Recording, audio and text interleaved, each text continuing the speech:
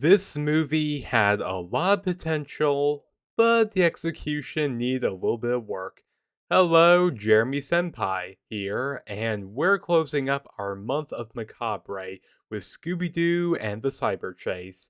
First, I just want to say that I don't hate this movie at all. In fact, growing up, this was my favorite out of the four. But now that I'm older, I do still love it, but it's a little weaker compared to the first three. But let's get through the movie, then we'll talk shop. The movie opens up with a scientist walking through his lab until he meets his two students. Just then, the laser they use for their experiments activates, and on its own, and releases a monster made out of electricity. Meet the Phantom Virus. One of the students tries to call for security, only for the virus to bring the phone to life and makes the wires attack him. Now we cut to the gang arriving at a college to meet their old classmate Eric, saying that he has a video game program for them to try out. This video game based around their adventures solving mysteries.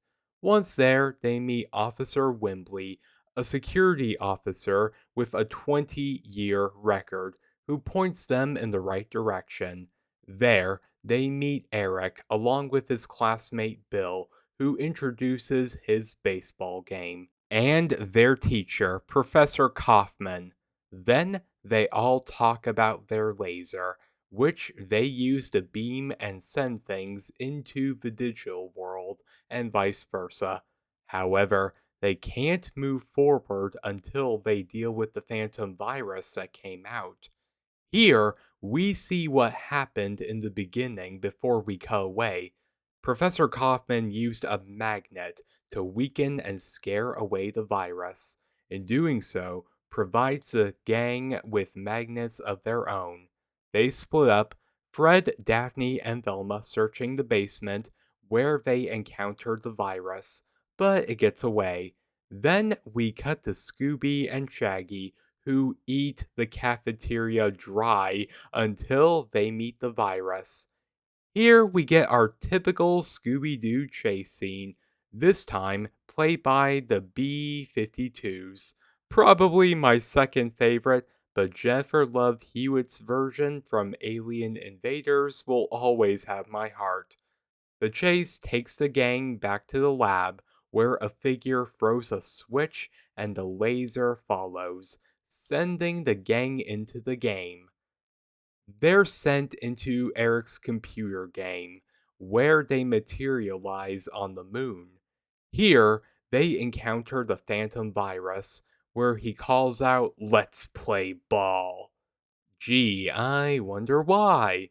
Scooby is able to get the box of Scooby snacks, and they're transported to level 2. Here, they're in the Roman Colosseum. Here, they see a large diamond made from chalk. Hmm, another hint. What could this mean? They encounter the Phantom Virus, who sends skeleton gladiators and a lion holding the Scooby snacks after them. After dealing with the lion, Fred got the Scooby snacks. Now they're on level 3, where it takes place in a Jurassic jungle. After dodging the Phantom Virus, riding a T Rex, they end up on an erupting volcano where Scooby helps a baby pterodactyl, revealing the Scooby snacks and taking the gang to level 4.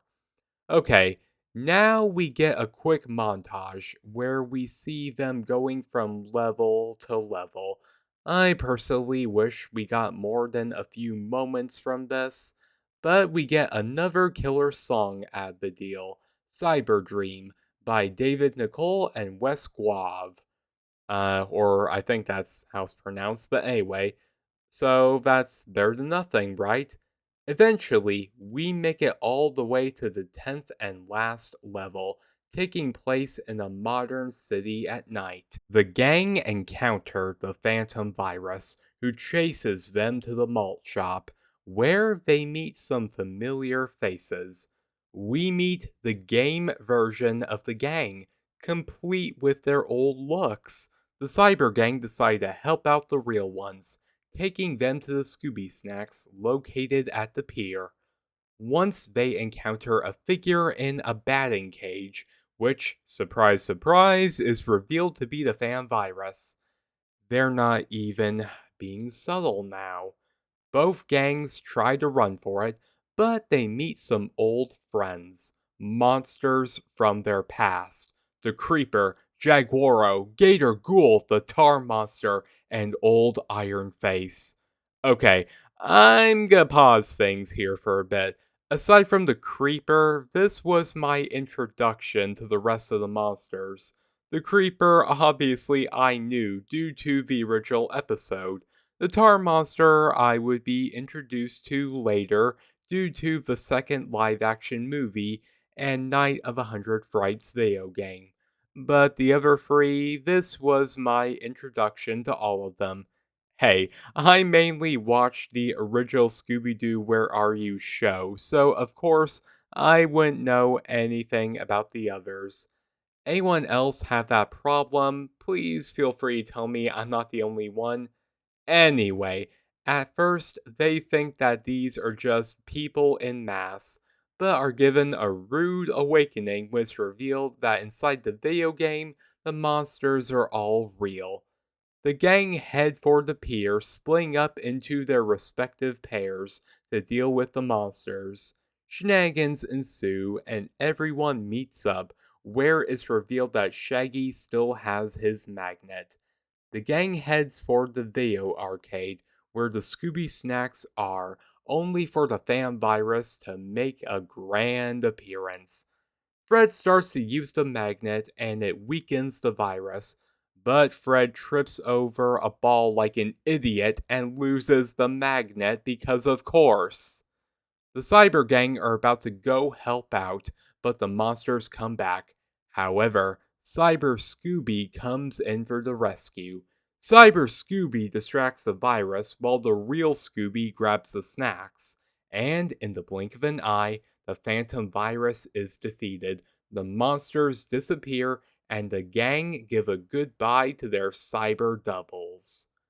Back at the lab, the gang meets with everyone else and reveal who was responsible for everything. And I'll give you all one guess who was responsible. It was Bill. The Phantom virus had a thing for baseball, and so does Bill. He gets arrested while trying to run away, and the movie ends with the gang having lunch with Eric, and they get another little meeting with their cyber doubles. Oh, and the movie ends, but we get a little end credit scene where all of the characters talk about the making of the movie like they're actual actors. I really do wish more animated movies did things like this. It kinda reminds me of the bloopers from A Bug's Life, Monsters Inc., and Toy Story 2. So, that's the movie, and now we get to my nitpicking. This movie was the last Hanna-Barbera movie to be executively produced by William Hanna and Joseph Barbera before Hanna would pass away in 2001. So, this serves as a legacy movie that sadly the original team who worked on the entire series, starting with Zombie Island.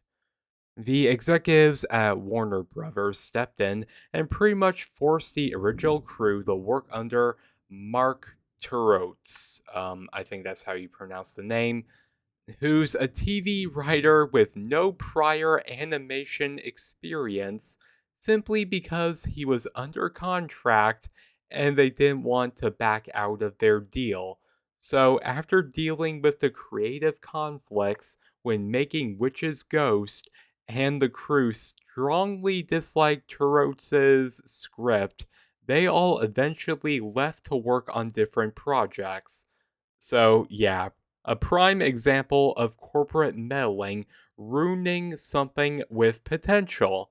Now, I'm praising the voice acting. This is the first time Daphne has ever been voiced by Grey Griffin, or Delisle, depending on which version you prefer.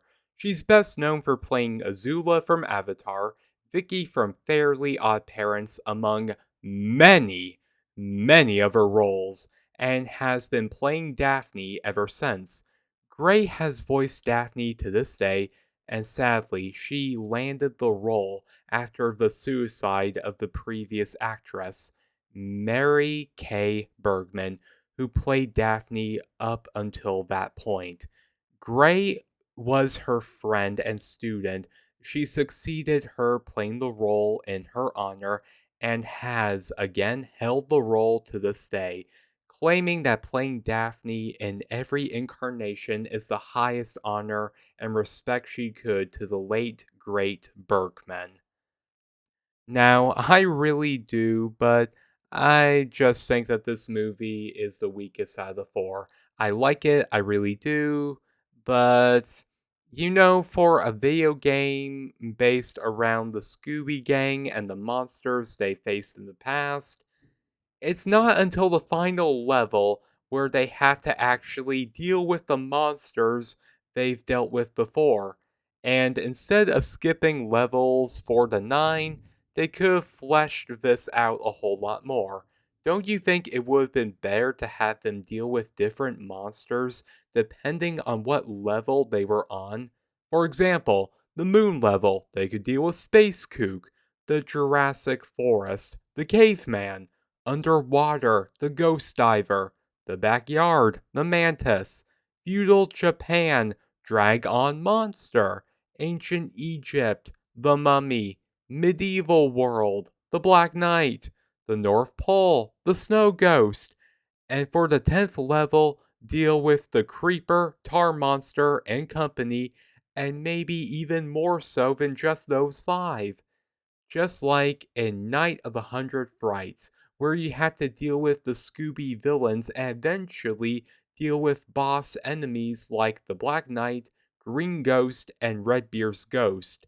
Now, if you notice, I didn't include any monsters for the Roman Colosseum level. Well, that's because at the time there weren't any that fit this theme. There is a gladiator ghost, but he wouldn't debut until What's New Scooby Doo 2 years later. Now, if they went down this route, dealing with all sorts of monsters that the gang have unmasked in the past and had to deal with, then who knows? This movie might have even been more popular than Zombie Island at the time. And yet, here we are. Also, yeah, Bill's reason to scare away Eric was weak too. Plus, maybe if they didn't litter baseball clues all over the game, then maybe that would have helped. I wouldn't be surprised if one of those 6 montage levels the gang found Bill's written confession. I feel like they could have done this so much better. Like maybe pointing out a throwaway line Bill said regarding the virus or something.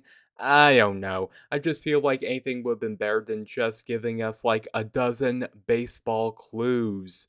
Compared to the villains for the first 3 movies, who had better who had been there and more believable motives, well, this just seems like a bit of a whimper by comparison.